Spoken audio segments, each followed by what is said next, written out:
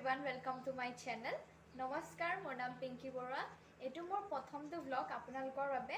আজি যেহেতু লক্ষী পূজা আৰু সেইবাবে আমাৰ ঘৰতো সৰুকৈ আয়োজন কৰা হৈছে। ভিডিঅ'টো শেষলৈকে চাই থাকিব। যদি ভিডিঅ'টো ভাল লাগে তেনেহ'লে লাইক, কমেন্ট, শ্বেয়াৰ কৰিবলৈ নাপাহৰিব আৰু আগলৈ মোৰ ভিডিঅ'বোৰ চাই থাকিবলৈ আপোনালোকে মোৰ চেনেলটো সাবস্ক্ৰাইব কৰি দিব।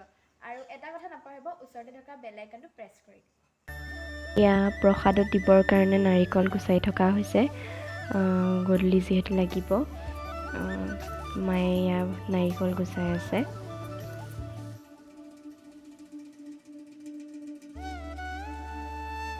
সেইফালে ইয়া প্ৰসাদৰ কাৰণে মগু তিয়াই থোৱা হৈছে।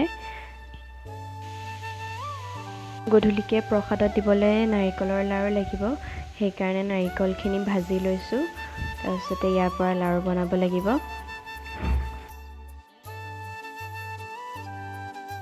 গধূলি হৈ গ'ল, চাকি জ্বলাই দিলোঁ। বৰষুণ দি আছে, সেইটো কাৰণে বাহিৰখন দেখুৱাব পৰা নাই।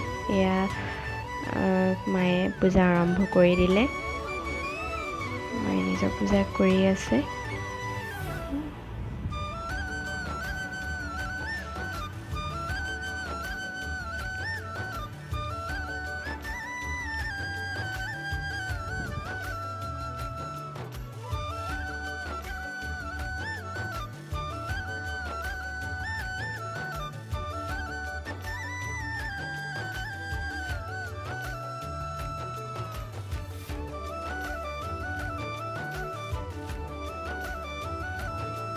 ফালে মায়ে চাকি ৰেডি কৰি আছে।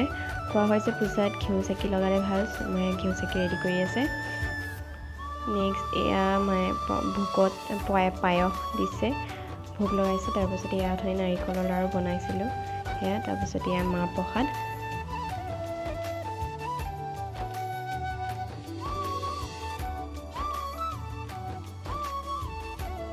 পূজা প্ৰায় শেষেই হৈছে। মায়ে এতিয়া প্ৰসাদ ৰেডি কৰি আছে চবকে দিবলৈকে।